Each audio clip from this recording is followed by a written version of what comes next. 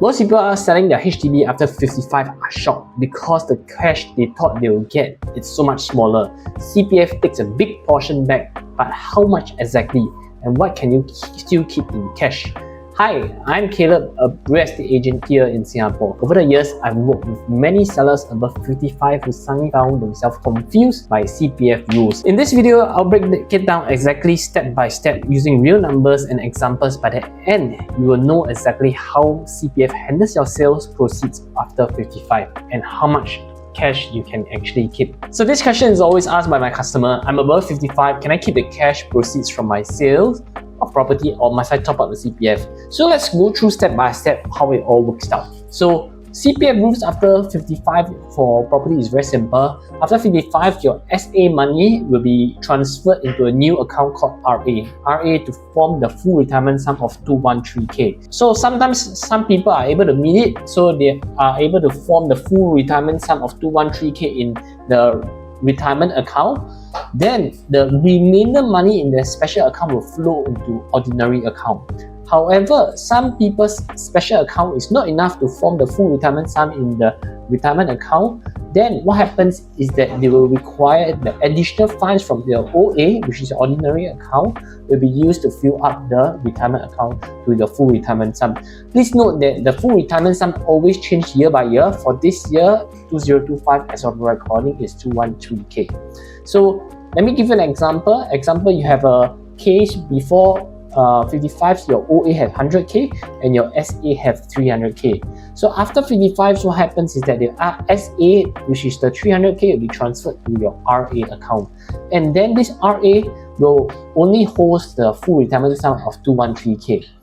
Then the remainder of 87k out of this 300k will be used to transfer to your OA account. So the OA account will be left with 100 plus the additional 87k, so total will be 187k. This 187k can be withdrawn anytime after 55 because you have met the full retirement sum. And if you find this breakdown helpful, make sure you subscribe. I share real life case studies from clients just like you, so you will always know what to expect before selling your property. So the next example will be if someone has a OA of 150 and then SA only have 90. So what happens is that after 55, your SA will be transferred to RA, but your RA is not enough because RA only have 90k, it have not reached the full retirement sum of 213k. In such scenario, the CPF will use the OA amount of 150,000 to transfer to RA to meet the full retirement sum. And how much will they transfer? They will transfer the balance to reach the 213k.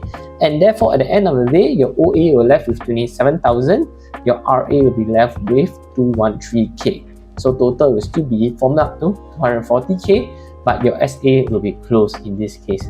So you can see how it works. It takes first from the special account and then to the ordinary account, and then subsequently your SA account will be closed regardless of the situation. So next example, it's someone who have 190k itself. What happens is that after 55, your SA will be transferred to RA, also same scenario. However, RA of 90k is not yet reached the full retirement sum of 213k, and then the 100k will be used to transfer to your RA also. So your total, your new RA will be 190k, and then your OA will be 0. Your RA will be full 190k and your SA will be 0. So you can see in such scenario, your OA will be totally wiped out at the end of the day. And in this case, right now of 190k, what this means is that the full retirement sum is not yet met. And then when you sell a property, something else will happen. If after transfer at 55 years old, your RA is not filled up to full retirement sums, CPF will mandate the whatever CPF refund will be first used to fill up the RA to full retirement sum first. Later, I'll give you an example of it, so how it works out. So imagine today you sell a house and then you will need to pay off your outstanding loan. And then after that, you need to return back the money back into your CPF refund with the principal plus accrued interest. Eventually, you have a gross proceed in cash and you have less of agent fee, legal fees, and other miscellaneous fees, you have a net proceed. So this amount of CPF refund will be used to go back into your CPF RA to meet up the full retirement sum. The remainder will be channeled into the ordinary account. Let's have an example. Okay, so this is an example of how it looks like. Imagine you sold a 500k, your outstanding loan left 100k, and then your CPF refund is about 200k itself. And then agent fees, legal fees about 11.5k. Eventually your net proceeds will be 188.5k. This will come out to you in cash.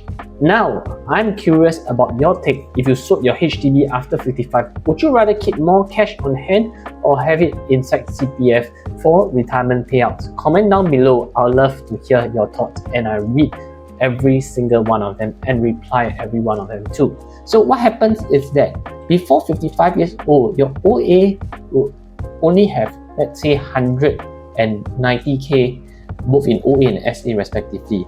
But after 55, like what I shared with you just now, your SA will be transferred to RA. Your RA will only have 90k. However, your RA have not reached the full retirement sum, so they will use the OA money to transfer to retirement account. Eventually, your RA will have 190k. Okay, so however, after the sale of the property, you will have money coming back from your sale of CPF refund back, which is the 200,000 which we discussed just now. So this 200,000, the 23k will be used to top up this 190k RA to the full retirement sum, and therefore eventually your full retirement sum will be 213k. Eventually, the remainder of the 200k, which is 177k, will be go into your OA, and you can withdraw anytime as cash if you want to. So this is quite clear. So just need to know at the end of the day, after selling off your property, you need to meet this full retirement sum amount of 213k as of 2025. Okay, let's just use another example. Just now we used a 100,000 example and 90,000 example with a 200k refund. However, let's use an example of 150k with 90k example. Then you can see the difference. So before the scenario, this is how it is before 55. After 55, SA will be transferred, RA will be left with 90. However, it's not yet reached full retirement sum, so the CPF OA will take the money from the OA to meet the full retirement sum, and eventually the full retirement sum is met in RA account, and therefore your OA left with 27,000, your RA is met of 213k. So after the sale of property, money comes back of CPF refund of 200k. So how does this 200k comes in right now subsequently? This 200k will refund to CPF. However, this 200k will be returned straight into your OA because your RA account has already been met already. So this 227,000 can be withdrawn as cash anytime, no problem at all. So many people will ask, what about the 188,000 that you have received as cash proceeds? Will CPF force me to put inside the RA or CPF itself? The answer is you're not obligated to do so from the CPF point of view, but you can do a voluntary top-up if you want to. You want to do so only if you want to enhance your CPF life so that you can get more money coming out through CPF life at the end of the day. And you have also a place to stay, because if you are still going to buy and sell afterwards, then it will not be advisable also. In summary, you can keep the cash proceeds and CPF refund if you have met the full retirement sum. If you have not met the full retirement sum, you will need to top up your full retirement sum in your RA with your CPF refund. And the remainder amount in your OA can be withdrawn out as cash anytime once you have met the full retirement sum. Any positive cash proceeds from the sale of HDB can be kept, and you do not need to top up into your CPF if you don't wish to. So I hope this helps. If you have any questions, drop in the comments below. So now you know how much CPF can actually take away from your HDB sale after 55. But here's the bigger trap. Most sellers don't see coming. Your CPF refund might get locked up and you may not be able to reuse all of it for your next property. That's why in my next video, your CPF is locked after selling. I will show you exactly what's reusable and what's stuck, and the strategies to unlock more CPF for your next home. Click here to watch it now before you make your next move.